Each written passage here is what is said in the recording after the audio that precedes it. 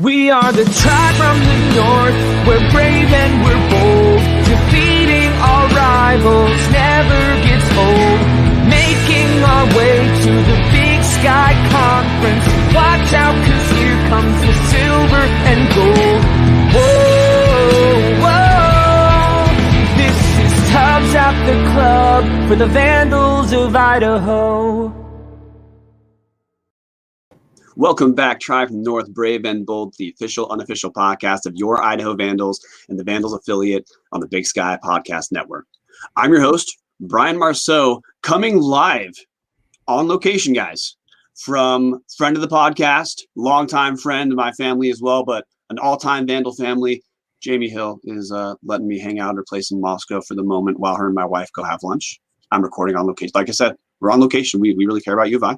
That's why we're here. But in addition to me, again, we are joined by everyone's favorite producer, Dallas Hammer. And Dallas, before we talk about Idaho stuff, we need to hear Jared Goff's out of your life. It's been a few days. How's it going? I am ecstatic about that. I think Mathew Stafford is going to be a huge improvement, and I think the Rams are going to win a Super Bowl within 3 years, and I have not thought that in a very long time. So outside of Idaho sports, I'm doing great. You heard it here first, guys. Within 3 years, Rams win a Super Bowl. You should make some money off that. Other than to talk Rams football, guys, we're here for instant reaction to another sweep the Idaho men's basketball team endured, this time at the hands of Eastern Washington, which extends our losing streak dating back to last season to 17 games. But before we go into our deep dive, ain't nothing like cracking a Montucky cold snack, an ultra refreshing light beer born in majestic Big Sky country. The best part is when you crack a snack, you're giving back. Montucky Cold Snacks donates 8% of all profits back to local causes, even right here in Idaho, supporting organizations like CW Hogs and Idaho Food Bank. Yeehaw! That's freaking awesome. Montucky Cold Snacks, the light American lager for pow pow rippers, gator wranglers, pony riders, and badass do-gooders. Visit MontuckyColdSnacks.com today to find out how to get ya ass some snacks.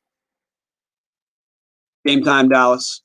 Thursday in Moscow. This is one of the few times that really any team in the Big Sky is not a back-to-back home and home, or back-to-back away and away. We split the games. Thursday in Moscow Memorial Gym, Idaho goes down 75-89. Gabe Quinnett led Idaho with 18 points on 6 of 10 shooting. But 5 Eastern Eagles scored in double figures, led by Michael Meadows, a guy no one would have picked early in the season as the leading scorer for Eastern with 17 points. And Saturday, just like 10 minutes ago where we're recording, Idaho went down 62-81, this time in Cheney. Javeri Christmas, that's a surprise, led Idaho with 13 points, but took him 13 shots to get there. Jacob Groves, the younger brother of Tanner Groves, one of the top scorers in Eastern in the Big Sky Conference. That's Tanner, not Jacob. Jacob's a freshman. He led Eastern with 17 points. And with that, Dallas, like we said, 17-game losing streak, another couple pretty big losses. That scoring margin that had been around -15 last week, it's not going to be -15 anymore.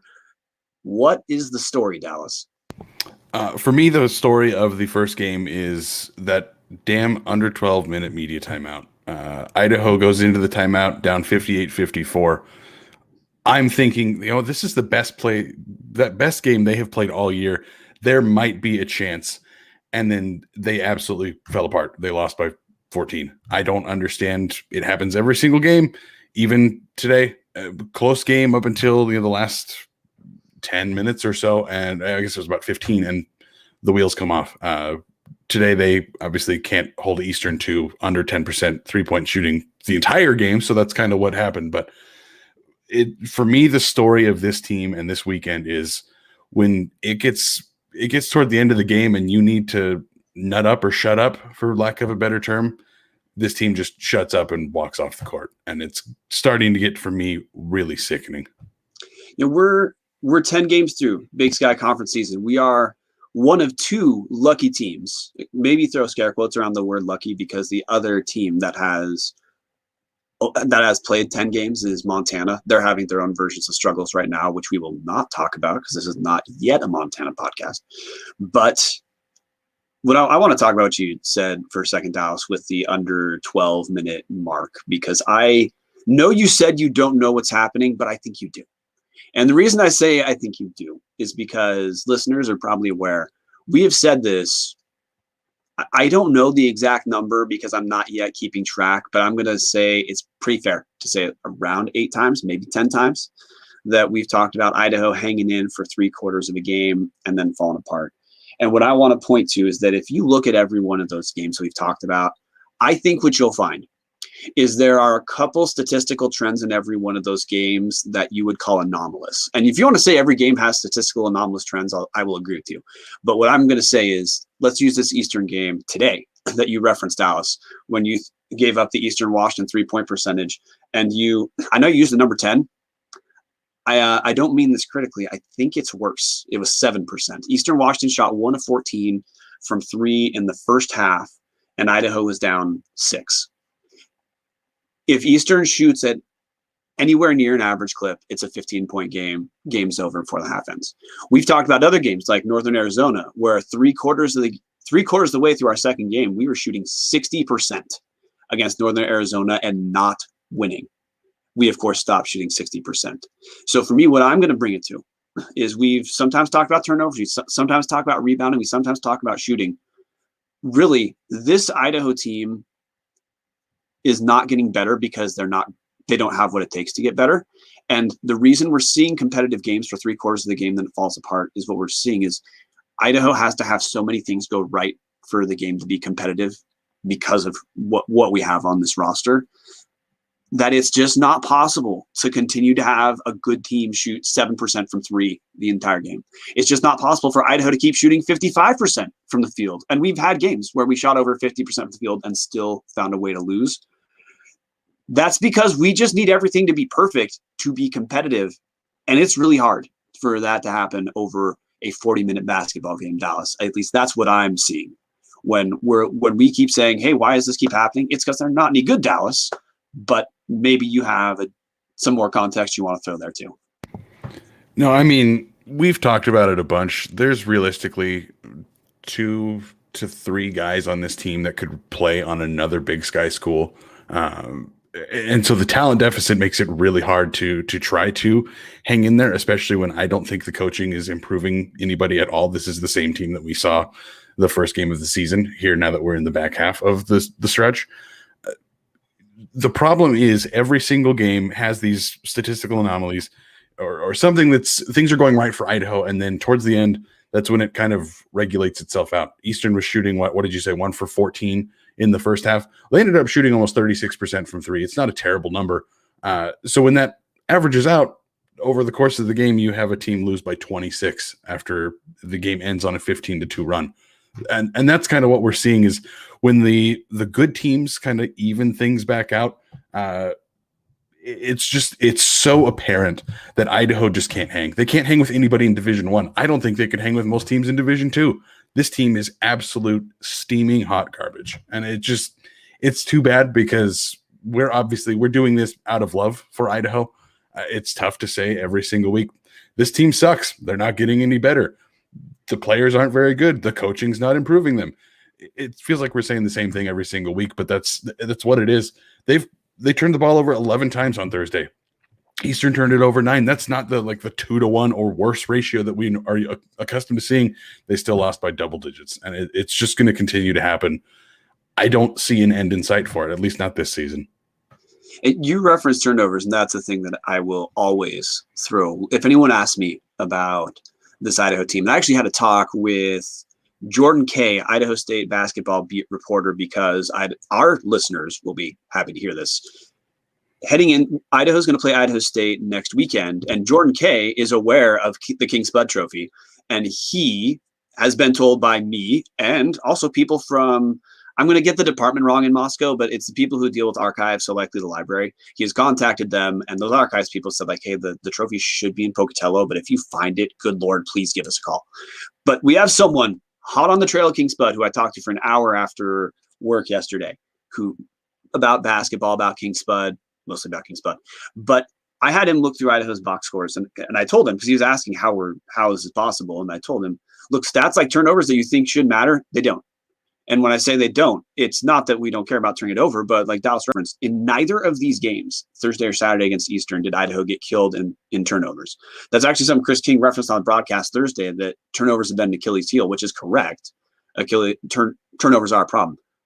We were fine with turnovers in both these games. It was a 2 turnover margin. For us, that's a big improvement. Both games, our turnover number was below, and on Thursday, well below our season average. And it doesn't matter. It's still we still had a double-figure loss, which is the change that can happen, or that could happen, would be just a new roster and new coaches.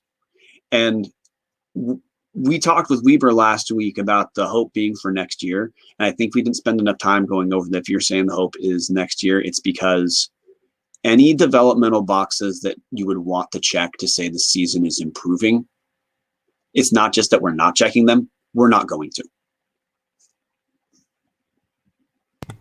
I mean, I think this kind of leads into the same story that we talk about at the end of, it seems like every show now.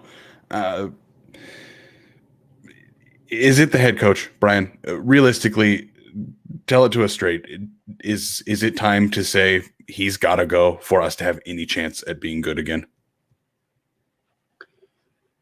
I'm going to clear my throat here, like we always do on this show, Dallas, and saying, first off, we are not the kind of people who enjoy to like just sit back and talk about, hey, should you fire the coach?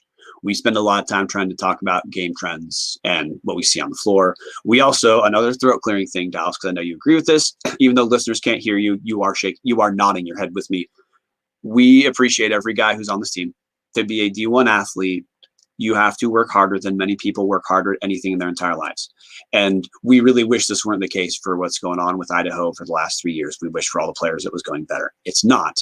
But you and I do not enjoy pointing out when Idaho simply lacks talent compared to other teams. We wish it were different. We think it'd be really frustrating to be one of those players. To answer your question, I'm going to give you a couple scenarios, and I want you to tell me how you feel about this. Coaches have multiple responsibilities, but to put it very simply, you are responsible for how your team plays on the offensive end. You're responsible for how your team plays on the defensive end. You're responsible for recruiting. We have the worst offensive team in the league. We have the worst defensive team in the league. When you look at our roster, I think there's at max 4 guys who can make a team like Eastern Washington. We've talked about multiple times. We think Scott Blakeney, Tanner Christensen for sure can make other Big Sky teams. Gabe Quinnett, positive of him. He has started to essentially only shoot and catch and shoot situations, which is what he should do. He's a good shooter. He's stopped shooting off the dribble as much. Great news. He could probably make a team like Eastern. Don't know if he'd play a ton, but he's a great shooter. He's got an elite skill that you can understand a coach wanting. Damon Thacker, I could understand making some other teams as a 4th guard probably. He's a solid combo guard in that he's a good enough ball handler to be a point guard, but he's certainly not great at like penetrating, get other guys open, but he's solid in other stuff. You're not disappointed if he's on your roster. That is 4 total guys that I think would make other competitive Big Sky teams right now. So Dallas, you tell me, we have the worst offense in the league, worst defense in the league, and we look like we're deficient talent wise. Which box is the coaching staff checking off to you that would explain why we should hope they'll be around next year? None. To me, completely honestly, none. I kind of thought this last year when they removed the interim tag. Like, oh, we're pitching improvement. We have an all Big Sky guard leading this team and not a lot else. And everything just revolves around Trayvon hopefully going for 40. And now we see it here this season, and nobody has made a real leap. Tanner Christensen looks good as a freshman. Obviously, he's a little bit older and a little bit more physically developed than most freshmen, having taken a couple years off for a church mission. But I don't see anything in any of those boxes you checked that says, yes, these guys should have another chance to lead this team. And that sucks. I do want to agree with all the points Brian said and even double down on that. I think he and I would have a whole lot more fun with this if we were talking about a team that was even halfway respectable. I'm not saying like winning the Big Sky. I'm saying competing night in and night out. I would love to see that. I love this school more than most things. I think my wife would probably say I love this school more than her, and maybe I wouldn't disagree. I don't know. It's really tough to watch this. For anybody that's listening to this, I thank you guys for listening to us. I'm assuming some of you are just listening to this to get a quick recap of the games. They're hard to watch. It is really tough to go in every single game and expect, well, I wonder how they're going to lose this time. And then it seems like it's in a more embarrassing fashion than it was the previous time. And it sucks. It really sucks for us. For them, I'm sure they're frustrated by it. For the Vandal fan base, it sucks to see that this team used to be, they weren't ever winning the WAC, but they were at least competitive. They had chances, and that's been most of Verlin's run. They were decent and good enough to compete night in and night out. There were people that didn't want Verlin around and people that disagreed with the contract extension, but for the most part throughout his run, they were competitive, and that's all I ask for. And right now, I don't see that happening with this coaching staff. What you hit on with Verlin is one of the things that differentiates the staff right now, which is Verlin's last year, which was a bad team, no question. But that was also at a time when, if listeners were paying attention to Big Sky back then, you'll know this. If not, hey, we forgive you. Verlin's last year, Montana had one of their better teams that people pretty much thought was one of our best shots to get an NCAA win. First one for the Big Sky since 2006, when Montana was coached by Larry Kristoyak, who's now at University of Utah. That was 2 coaches ago in Montana, last NCAA win. So that year, the Big Sky was kind of up as far as like RPI, as far as the top of the conference having a handful of pretty solid teams, and Montana being a little understood as a step above some solid teams. And that Verlin team, the people, and I'm saying fans, I'm saying media figures as well, because I remember hearing this. That was when I first started really doing stuff for Tubbs of the Club. It's when I was also writing for the Montana Mint. And the narrative around Idaho was yeah, they suck, but they've got some good pieces. Cam Tyson was averaging around 12, 13 points a game. Jared Rodriguez looked like a combo forward who's going to be a problem for years to come. And all the critique was centered around, it's because these guys who are producing right now, they don't have enough help and they're too young. Give them help in the next couple of years, let them develop. That's how a team gradually steps up, or steps up in just a year or so from bottom to competitive. We don't have those pieces on this team. Last year, like you said, we had Trayvon, who that was a story to watch. This year, we don't have the guy who you can say, yeah, that's our star, who he needs more reps and he needs more help, but that's the kind of player who's going to carry us into the next couple seasons. That person doesn't exist on this roster, which is to say, after his first full regular recruiting cycle under Zach Kloss, Idaho's in worse shape than we were when he inherited the dumpster fire after Verlin was fired in the summer. And the thing I'm going to connect to make it more about this year for listeners is we are 0-15. We have 3 single-digit losses. Our last single-digit loss was against Southern Utah. That was when we shot lights out and scored 80 points. This team never scores around 80 points and still lost that game. And maybe there's a moment where people thought Idaho's turned around because we had back-to-back single-point losses, 5 points against NAU, and again went to overtime, and then Southern Utah, another 5-point loss right after that. We've been getting stomped every game since, and this Eastern game, these 2 Eastern games were no different. I thought we played our most complete game of the season on Thursday. Eastern couldn't pull away. They had the lead around 10 for a ton of that game, but Idaho kept coming back and making it a 2-ish point game, and it was kind of fun. You knew Idaho wasn't going to win or anything, but that was our best game of the season, and we lost by 14, Dallas. So, yeah, if your question is, how does it get better? It's personnel. To me, it's personnel. That's it. I completely agree. I don't really have anything else to say other than for anybody wondering about the Thursday game if they didn't watch it. Idaho shot 47% from the field and 50% from 3. If you do that night in and night out, that's a team that wins when you have talent and when you have some sort of presence on the defensive side of the field, or the court, excuse me. To do that and still lose by 14 is where it comes down to us of looking at, it's the coaching. There's just not enough here to be excited about. Something I want to kind of change gears, Brian. I know we're getting close to the 20-minute mark. Our last win was March 7th, 2020. We have 6 games left with the final game of this season slated for March 6th. Are we going to go an entire year without a calendar, without a D1 win on the calendar? Oh, that's like the easiest question I've been asked since I joined Tubbs. Yeah. The Idaho State is making objective growth, where last year they were understood to be about similar to where we were. This year they're not. Idaho State is ignore their out of conference schedule, but Idaho State's over 500 in the Big Sky. We have 2 single-digit losses in the Big Sky. No, we're not going to beat Idaho State. Portland State is probably our best chance because Portland State is universally overrated. But Portland State, they beat Idaho State.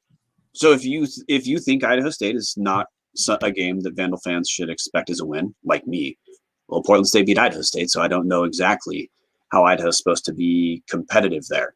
I do have 2 things that I want to bring up for listeners, just as context. One is the transition point off the game because, we are closing in on the point of there not being really anything generalizable other than to say the team is just not good. So field goal percentage, Dallas, you referenced Thursday. Idaho shot 47% from the field, 50% from 3. And my question for you, Dallas, we don't need to discuss the 50% part because we know no team shoots 50% from 3 on the season. But I do have a question for you. The 47.6%, would that be if that's what we shot every game, would we be the best shooting team in the league, yes or no? So for anybody that's listening, I am staring at the wall trying to figure this out because I don't follow the Big Sky particularly well. I follow Idaho, and that's what I commit to. Gun to my head, I would say yes. That would lead the conference. It would be 3rd. And the reason I bring that up for listeners is that 47% is very good for Idaho. We shoot 45% on the season, but that also includes the games we've referenced, you guys, where we've had a couple games shooting over 50%. 47% is great. It'd be 3rd best in the conference from the field. It'd put us behind Eastern at 48.6. By the way, Eastern shoots a lot of 3s, which brings that percentage down. And Weber State, who shoots 50.4% from the field, which is letting you know that it is not preposterous to expect a team can shoot around 47% if you're good offensively. And we still were destroyed. Now, 3-point field goal percentage, just as a reference point, the best 3 shooting team in the league is Weber at 39%. Idaho is 3rd worst at 32%. So if we're having nights where we shoot 50, this should just be a brain dead thing. 50% is fantastic percent to shoot from 3. If you are losing that game when you shoot 50% from 3, you're just not good. That's us. I do want to bring up one transition point because I do think we have a positive from this game. It's not about this team. It's just about Idaho and the Big Sky. I thought that the energy between Idaho and Eastern looked a little different on Eastern's end as well in this game as compared to like Weber State, where I rewatched some of Weber State. Weber State actually didn't take us very seriously if you looked at how they played in the second half and walked away. And the reason I think that's positive is we've talked before about Idaho needs to kind of reestablish or create new rivalries based off being the Big Sky because we're going to be here in a while. And I think this Eastern Washington one is starting to get legs.